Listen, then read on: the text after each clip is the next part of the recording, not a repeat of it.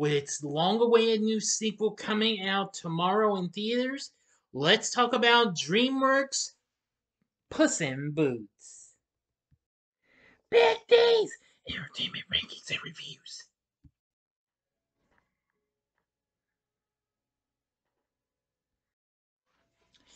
So, greetings, my fellow YouTubers, and welcome to Big D's Entertainment Rankings and Reviews.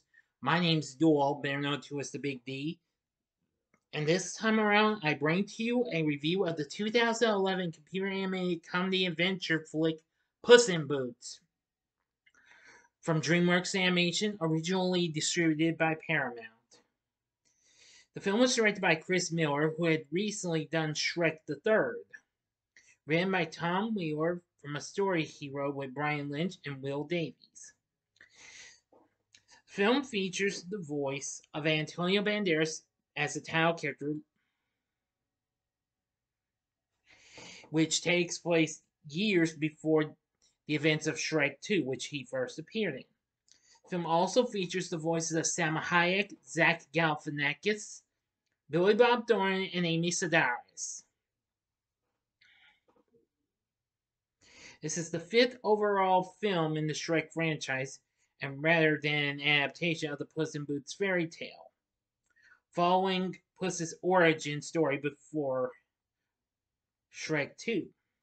Accompanied by Humpty Dumpty and Kitty Softpaws, Puss is pitted against Jack and Jill, two murderous outlaws in ownership of legendary magical beans that lead to a great fortune for the golden eggs from the goose.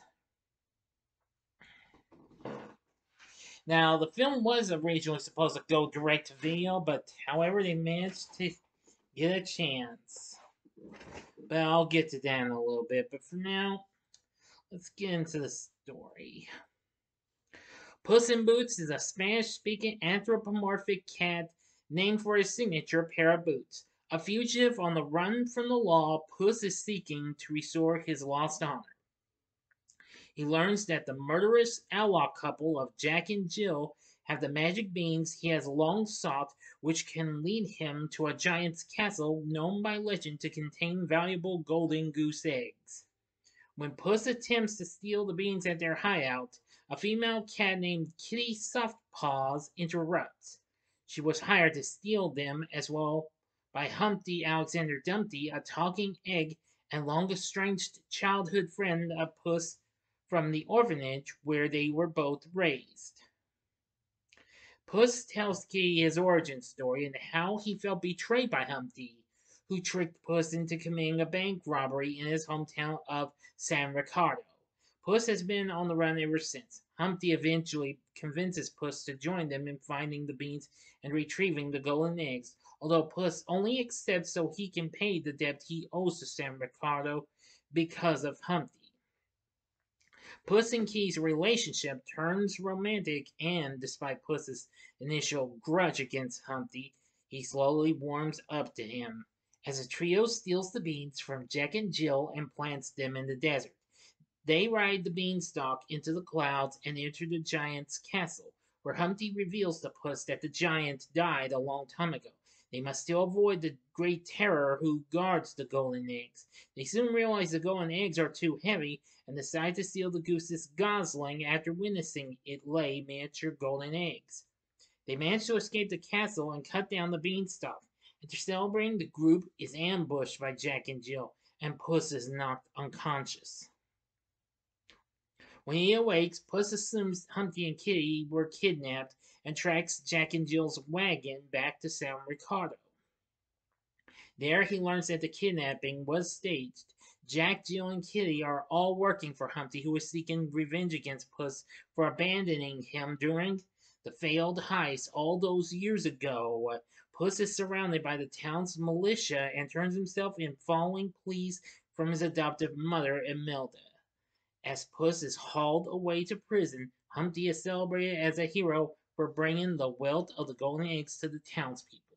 Now for the ending, as always, you know the procedure. You have 5 seconds to stop this video. Go to the description box below. Fast forward to the time below. If you've seen the movie already, please continue.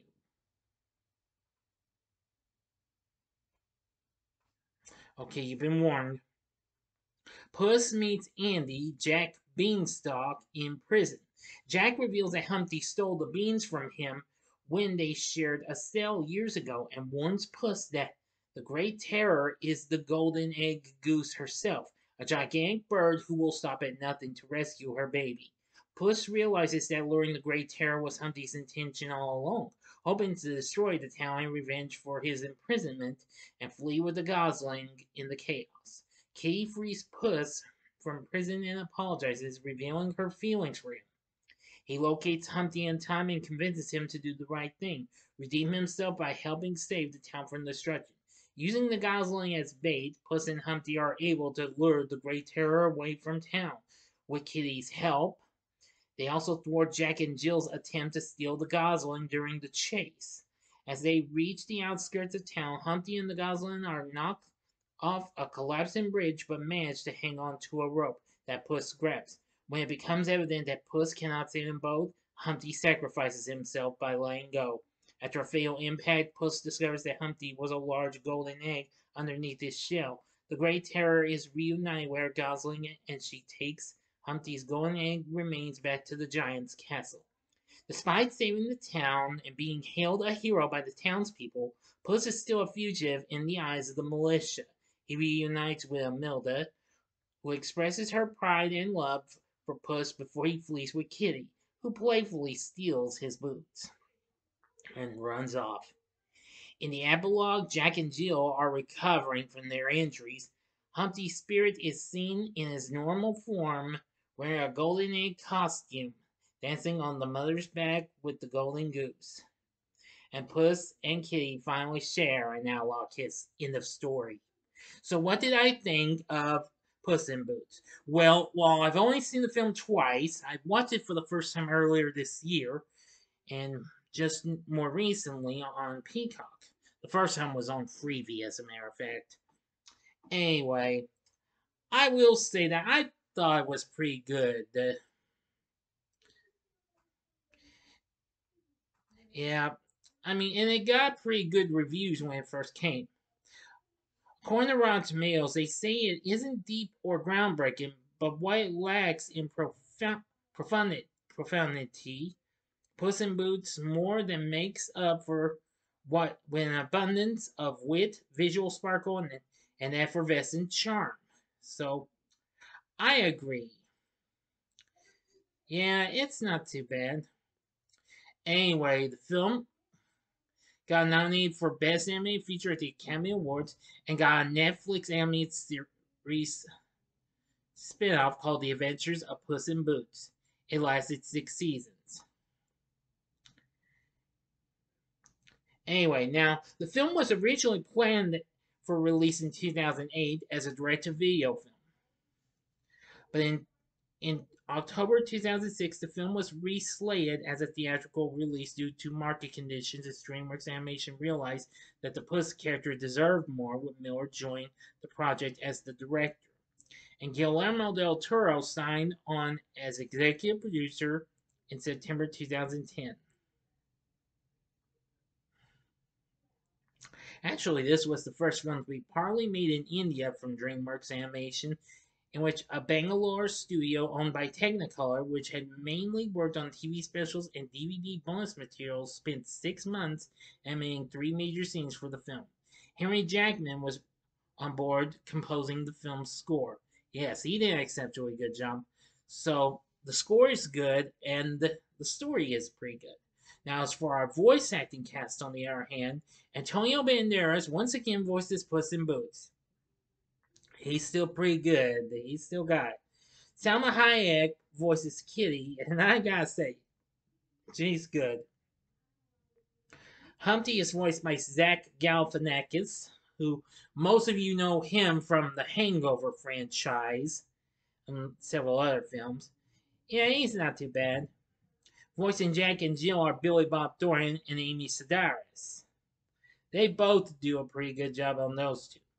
Anyway, now of course I'm reviewing this in order to promote the release of the long-awaited sequel, Puss in Boots: The Last Wish, which is opening tomorrow, which is December 21st in theaters.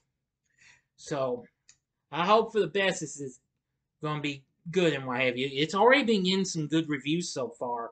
The film went on to make 555 million worldwide. So anyway, I will say Puss in Boots is very fun and what have you. But overall, would I recommend it? Well, I'd say sure, go ahead. I mean, if you liked Banderas' portrayal of the character in the Shrek films, then you will like his origin story in this film as well.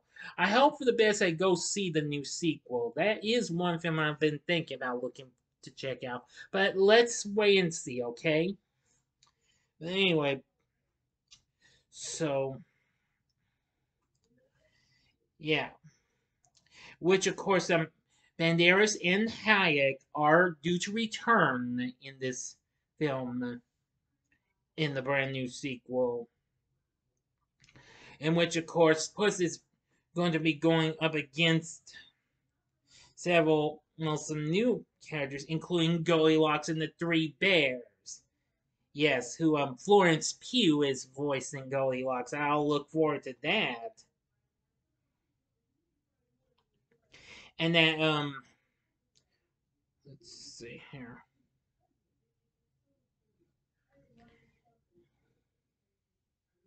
Yeah, but even so, I think this is going to be pretty good. As I know the inspiration for the new film's animation style will be coming from being like storybook illustration, like what we saw in Spider-Man Into the Spider-Verse, which we more recently saw in the studio's recent hit, The Bad Guys, earlier this year. So anyway, that's all I'm going to tell you. I'm getting ahead of myself. So what did you think of Puss in Boots? Let me know in the comment section below. If you like this video, click the like button, subscribe, and be a part of the Big D Nation. Join me next time when I bring to you a review of The Greatest Showman. Oh yeah, I'm going to look forward to reviewing this one. So anyway, thank you for watching. If you like this, check out my reviews for some of these other DreamWorks animation films. In the upper left-hand corner is my review for Puss in Boots' first appearance in the DreamWorks animation universe in Shrek 2 from 2004. The upper right-hand corner is my review of the underrated and, well, traditional animated DreamWorks film, The Road to El Dorado. Or Or if you would like something else, go to the bottom left hand corner and see my review of Madagascar 3, Europe's Most Wanted. And the bottom right hand corner is the button you can click to subscribe. If you like rankings and reviews on movies, TV, music, video games, etc., then I'm your guy. Thank you for watching. Until next time, I'm the Big D saying, see ya.